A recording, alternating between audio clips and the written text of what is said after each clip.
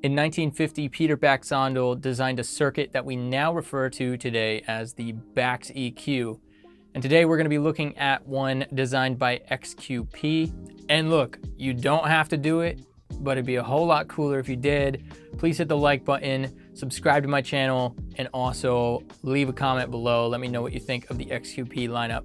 And to support the channel further, go to thestevekinney.com where you'll find UAD presets, you'll find Luna templates, you'll be able to connect with me one-on-one if you have any questions and you want to spend time together. That's a place where you can reach out and do that. So definitely head on over and check it out. But enough housekeeping. The 535A is a 500 series 2-band Baxandall EQ. It has a simple bypass switch at the top of the unit, which glows a bit yellow when engaged. A high pass filter at the bottom, which is set at 6 dB per octave, which according to the manual maintains that it's around -3 dB at 90 Hertz and continues to slope off from there. Each band has a 2-position toggle switch. The high frequency band is selectable at 10K and 15K, and the low band is selectable at 50 Hertz and 100 Hertz. And I know I said it in the last video, but I'm gonna say it again. This unit is gorgeous. Dane knocked it out of the park. It's strikingly clean, yet vintage feeling at the same time. Very, very cool. And I also just wanna point out, it doesn't have any indicators as to how much boost that you're engaging. And I think that was a visual design cue and a gentle way of letting the user know, hey, use your ears and not your eyes. Now this unit comes in at $383 US, which is oddly specific. I kind of like that. I think it's funny. But that said, I think it's an incredible value comparatively to some of the other Bax EQs that are in the 500 series market. More specifically, I'm looking at the Pope Audio Bax EQ. Not only is that EQ considerably more expensive, but it doesn't have any of the selectable switches. It doesn't have a high pass filter, which I think are almost no-brainers and also really important because every song's a little bit different. So you don't really want a one-size-fits-all. So I think that the XQP is a considerable value when you look at it from that standpoint. Now enough of that, why don't we just test it out, let our ears do the talking or the listening. All right, first up the drums, let's take a look.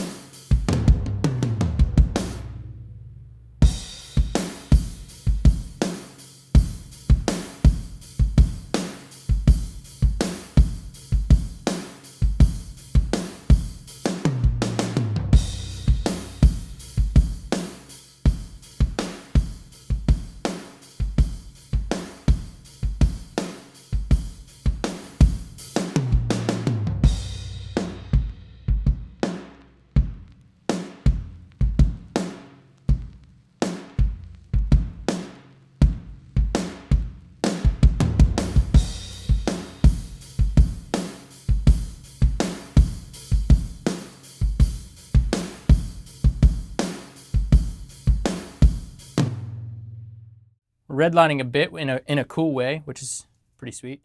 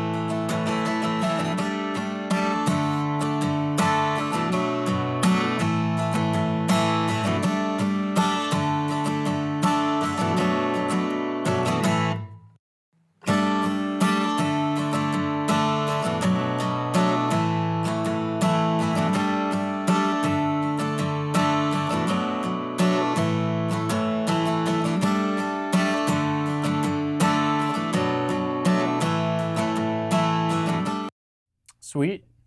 Sounds good. Let's take that to an extreme.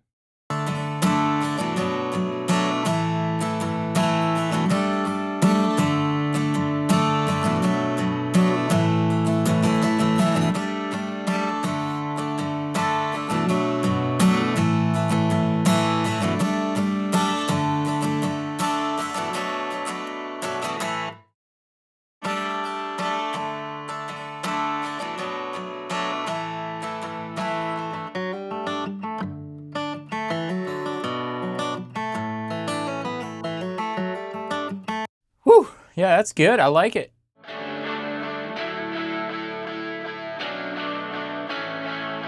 Sound nice as they are. I like them.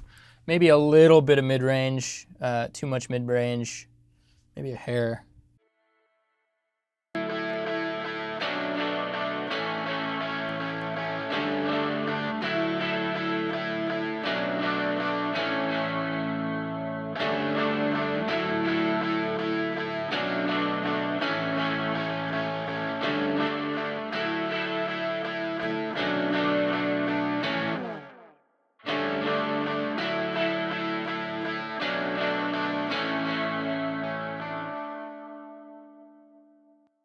It's pretty sweet, pretty sweet.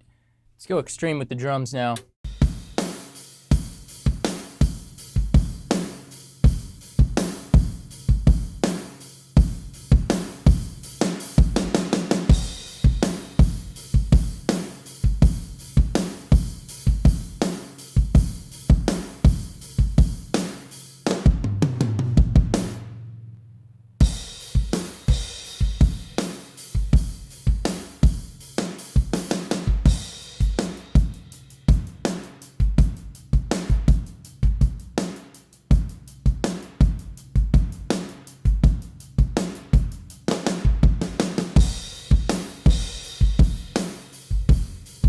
Totally gnarly. That's cool. I love that low end, just grit and distortion. Taking it too far, but it's cool. What about some vocals, huh? I don't know if I could keep this car from wrecking. 90 miles an hour, kissing every other second. Your breath on my neck, fogging up the windshield. You got the wheel. I wanna get away with you and be the lucky one that takes you too far, that gets out of here with you, that doesn't get caught doing what I shouldn't do. I don't care what I'm getting into. I'm running the skyline, fading in a rear view. I wanna get away, I wanna get away. Yeah, that's cool. I like it a lot. It's got a lot of saturation in the top end. Obviously going extreme, pushing it all the way up. But just hearing the character that you can pull from the unit by going to extremes, that's usually the first thing I do when I get a new unit is just go all the way. What does it do? I like the tone of the air that's on the vocal. I think that's really cool. Of course, taking 5 minutes to do it. So, I mean, we're not really paying attention to the S's and how it's impacting that, but just what's the tone? I think it's very pleasing.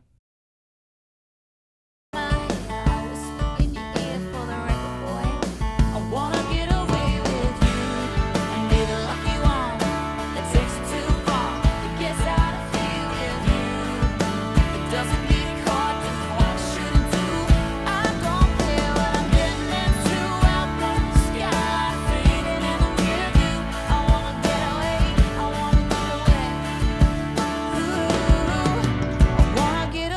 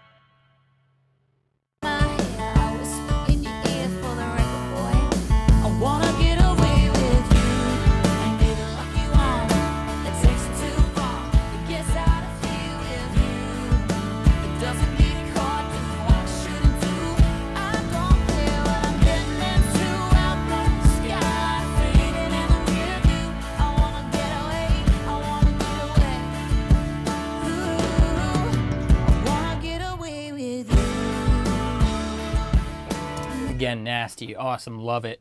Yeah, that's cool. Really love the smoothness of the top end. It definitely kind of saturates a bit. It doesn't get overly harsh, it doesn't get brittle. I could see this being very useful in shaping a vocal, especially after de-essing or before de-essing. Just adding that top end air really kind of brings something forward in the mix, and this does it in a really nice way. Of course, it sounds wonderful on acoustic guitars, but I also really love the way that it saturates in the low end on something like the drum bus. You know, if you hit it a bit hard, you'll kind of start to hear that saturation from overdriving the circuit. But I also liked that when you engage the high pass filter, it kind of tightened up the low end, and it tightened it up in a different manner depending on whether you're using the 50 hertz position or the 100 hertz position.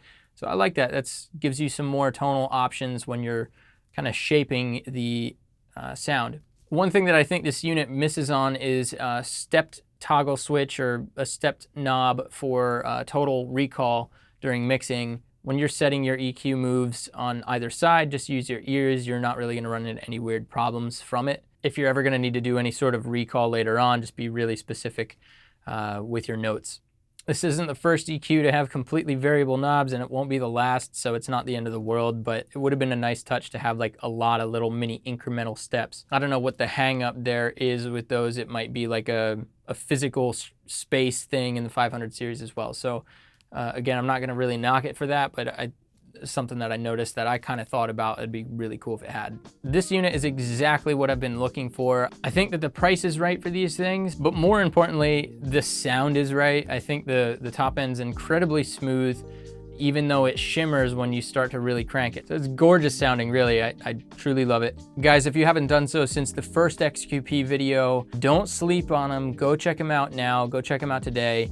There's links in the description. The 500 series is an amazing platform, and XQP is a great designer for that platform. And I know this is gonna ruffle some feathers, but hardware still edges out plugins. I love my plugins, I love my UAD stuff, but hardware is still where it's at. And the cool thing about 500 series, I've said it before, I'll say it again, it's very similar to plugins, just kind of in a hardware format, and also similarly priced, especially comparatively to the UAD stuff. So no reason not to give it a go. Speaking of no reason, please hit the like button. There's no reason not to. It's literally right there, and it keeps this channel going.